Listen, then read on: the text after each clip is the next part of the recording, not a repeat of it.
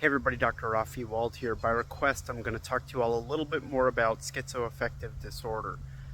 We have spoken about schizoaffective disorder in the past, and just as a reminder, schizoaffective disorder is a combination of a psychotic disorder, sort of like schizophrenia, in which a person has delusions and hallucinations, and a mood disorder like depression or bipolar disorder, which is why it is classified by subtypes. So you can have schizoaffective disorder, bipolar type, or you can have schizoaffective disorder, depressive type. One of the questions that I got by request was to explain what the course of the illness is generally like.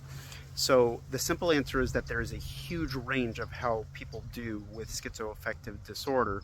But to get a little bit more particular about it, people that have any kind of a psychosis, such as schizoaffective disorder or schizophrenia, for example, if they have what are called positive symptoms, in other words, symptoms that are there that should not be there, like delusions, thinking things that are not true, or hallucinations, seeing things or hearing things that are actually not there, those sorts of psychotic symptoms tend to do much better with medications like antipsychotic and atypical antipsychotic medications than do negative symptoms.